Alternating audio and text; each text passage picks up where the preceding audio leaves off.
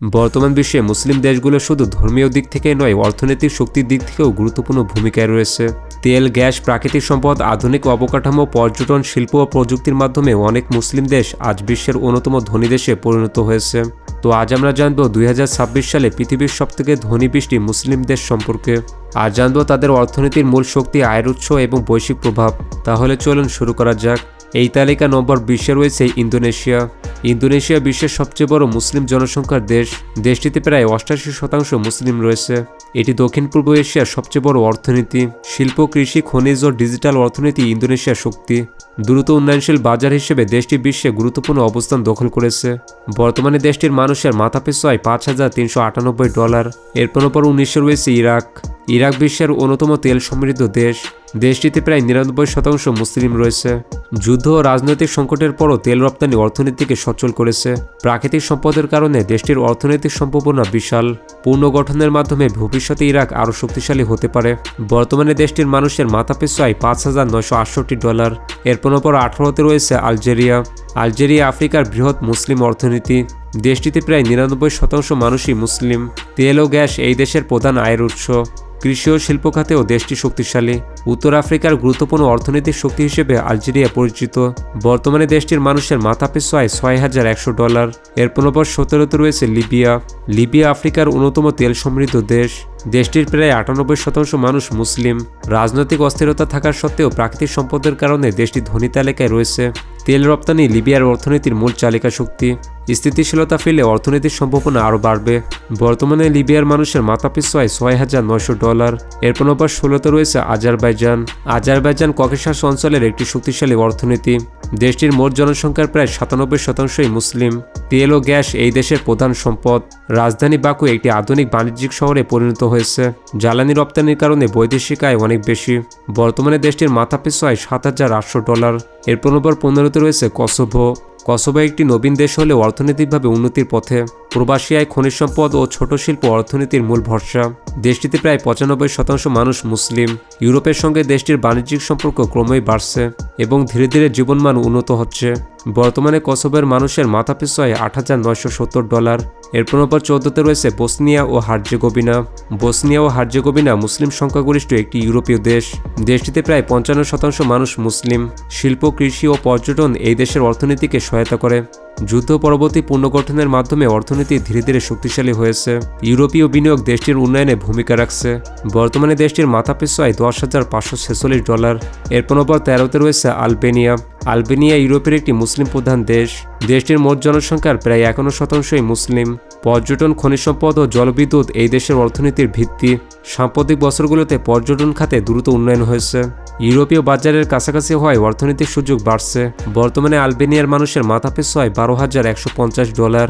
এরপর 12-তে রয়েছে Turkmenistan. Turkmenistan বিশ্বের অন্যতম গ্যাস সমৃদ্ধ দেশ। প্রাকৃতিক গ্যাস রপ্তানি এই দেশের মূল আয়ের উৎস। দেশটিতে প্রায় 96% মানুষ মুসলিম। রাষ্ট্র নিয়ন্ত্রিত অর্থনীতির মাধ্যমে দেশটি স্থিতিশীলতা বজায় রেখেছে। তুলনামূলক কম জনসংখ্যার কারণে দেশটির মাথাপিছু আয় ভালো। বর্তমানে তুর্কমেনিস্তানের মাথাপিছু আয় $14,434। এরপর 11-তে রয়েছে কাজাখস্তান। কাজাখস্তান মধ্য এশিয়ার সবচেয়ে বড় অর্থনীতি। দেশটির মোট জনসংখ্যার 70%ই মুসলমান। তেল, গ্যাস ও ইউরেনিয়াম এই দেশের প্রধান সম্পদ। বিশাল ভূখণ্ড এবং প্রাকৃতিক সম্পদের কারণে দেশটির অর্থনৈতিক সম্ভাবনা অনেক। শিল্প এবং অবকাঠামো উন্নয়নে কাজাখস্তান দ্রুত এগিয়ে যাচ্ছে। বর্তমানে দেশটির মানুষের মাথাপিছু আয় $15,609। এরপর 10-এ রয়েছে মালয়েশিয়া। মালয়েশিয়া একটি উন্নয়নশীল কিন্তু শক্তিশালী অর্থনীতির মুসলিম দেশ। দেশটির প্রায় 65% মানুষ মুসলিম। শিল্প, ইলেকট্রনিক্স, পাম অয়েল ও পর্যটন এর মূল ভিত্তি। দক্ষিণ পূর্ব এশিয়ার অন্যতম আধুনিক দেশ হিসেবে মালয়েশিয়া পরিচিত। মধ্যবিত্ত জনগোষ্ঠী শক্তিশালী হয়, অভ্যন্তরীণ অর্থনীতিও মজবুত। বর্তমানে মালয়েশিয়ার মানুষের মাথাপিছু আয় $16,022।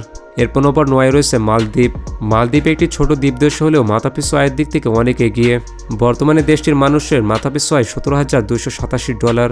বিলাসবহুল পর্যটন শিল্পই এই দেশের মূল অর্থনৈতিক ভিত্তি। বিশ্বের ধনী পর্যটকদের আকর্ষণের কারণে বৈদেশিক আয় অনেক বেশি।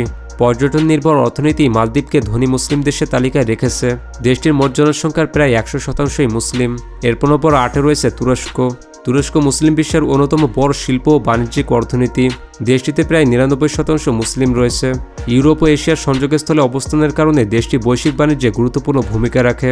শিল্প, প্রতিরক্ষা প্রযুক্তি, পর্যটন ও কৃষি তুরস্কের অর্থনীতিকে শক্তিশালী করেছে। সামরিক ও প্রযুক্তিগত উন্নয়ন দেশটিকে আরও প্রভাবশালী করেছে। বর্তমানে তুরস্কের মানুষের মাথাপিছু আয় $18,000। এরপর সাথে রয়েছে ওমান। ওমান প্রাকৃতিক গ্যাস ও তেলের উপর নির্ভরশীল একটি সমৃদ্ধ দেশ। দেশটির মোট জনসংখ্যার 95%ই মুসলিম। রাজনৈতিক স্থিতিশীলতা এবং শান্তিপূর্ণ পররাষ্ট্র নীতির জন্য ওমান আলাদা পরিচিতি পেয়েছে। সাম্প্রতিক বছরগুলোতে পর্যটন এবং লজিস্টিক খাতে দেশটি ব্যাপক উন্নয়ন করেছে। নাগরিকদের জীবনমান তুলনামূলকভাবে উন্নত। বর্তমানে ওমানের মানুষের মাথাপিছু আয় $20,248। এরপর 6 রয়েছে বাহরাইন। বাহরাইন একটি ছোট দ্বীপদেশ হলেও অর্থনীতিতে বেশ শক্তিশালী। তেল ছাড়াও ব্যাংকিং ও ফাইন্যান্স খাত বাহরাইনের বড় শক্তি। মধ্যপ্রাচ্যের একটি গুরুত্বপূর্ণ আর্থিক কেন্দ্র হিসেবে দেশটি পরিচিত। বর্তমানে দেশটির মাথাপিছু আয় $29,250। উন্নত জীবনযাপন বাহরাইনকে ধনী মুসলিম দেশের তালিকায় রেখেছে। দেশটির প্রায় 75% মানুষ মুসলমান। এরপর 5 রয়েছে কুয়েত। কুয়েত বিশ্বের অন্যতম তেল সমৃদ্ধ দেশ। দেশটির মাথাপিছু আয় অত্যন্ত বেশি এবং নাগরিকদের জন্য সামাজিক সুযোগ সুবিধা বিস্তৃত। বর্তমানে দেশটির মানুষের মাথাপিছু আয় $32,289। কুয়েতের সার্বভৌম সম্পদ তহবিল বিশ্বের সবচেয়ে বড়গুলোর একটি। অর্থনৈতিক স্থিতিশীলতার কারণে দেশটি দীর্ঘদিন ধরে ধনী রাষ্ট্র হিসেবে পরিচিত। দেশটিতে প্রায় 80% মুসলিম রয়েছে। এরপর 4 রয়েছে সৌদি আরব। সৌদি আরব মুসলিম বিশ্বের সবচেয়ে বড় অর্থনীতিগুলোর একটি। দেশটিতে প্রায় 99%ই মুসলিম রয়েছে। বিশাল তেল ভান্ডার এই দেশকে বৈশ্বিক শক্তিতে পরিণত করেছে। ভিশন 2030 পরিকল্পনার মাধ্যমে সৌদি আরব তেল নির্ভরতা কমিয়ে পর্যটন, শিল্প ও প্রযুক্তিতে বিনিয়োগ বাড়াচ্ছে। মক্কা ও মদিনার কারণে ধর্মীয় পর্যটনও বিশাল আয়ের উৎস। বর্তমানে সৌদি আরবের মানুষের মাথাপিছু আয় $35,230। এরপর 3 রয়েছে ব্রুনাই। ব্রুনাই একটি ছোট হলেও অত্যন্ত ধনী মুসলিম দেশ। দেশটির মোট জনসংখ্যার প্রায় 83% মানুষ মুসলিম। তেল ও গ্যাসই এই দেশের প্রধান আয়ের উৎস। এখানকার নাগরিকরা বিনামূল্যে শিক্ষা ও স্বাস্থ্যসেবা পেয়ে থাকেন। সরকারের শক্তিশালী আর্থিক ব্যবস্থাপনার কারণে ব্রুনাই দীর্ঘদিন ধরে অর্থনৈতিক স্থিতিশীলতা ধরে রেখেছে। বর্তমানে ব্রুনাইয়ের মানুষের মাথাপিছু আয় $37,020। এরপর 2 রয়েছে সংযুক্ত আরব আমিরাত। সংযুক্ত আরব আমিরাত মধ্যপ্রাচ্যের একটি অর্থনৈতিক পাওয়ার হাউস। দুবাই ও আবুধাবি বিশ্বের অন্যতম আধুনিক ও বিলাসবহুল শহর। তেল ছাড়াও পর্যটন, বিমান চলাচল, রিয়েল এস্টেট ও বাণিজ্য এই দেশের অর্থনীতিকে শক্তিশালী করেছে। দেশটির মোট জনসংখ্যার প্রায় 76%ই মুসলিম। উন্নত অবকাঠামো এবং বিনিয়োগ বান্ধব নীতির কারণে ইউএই বিশ্বজুড়ে ব্যবসায়ীদের আকর্ষণ করে। বর্তমানে দেশটির মাথাপিছু আয় $53,840। এরপর 1 রয়েছে কাতার। কাতার বর্তমানে বিশ্বের অন্যতম ধনী মুসলিম দেশ হিসেবে পরিচিত। দেশটিতে প্রায় 78% মানুষ মুসলমান। দেশটির বিশাল প্রাকৃতিক গ্যাস রিজার্ভ তাদের অর্থনীতির মূল চালিকা শক্তি। মাথাপিছু আয়ের দিক থেকে কাতার বহু উন্নত দেশকেও ছাড়িয়ে গেছে। আধুনিক শহর, উন্নত স্বাস্থ্য ও শিক্ষা ব্যবস্থা কাতারকে একটি উচ্চ আয়ের দেশে পরিণত করেছে।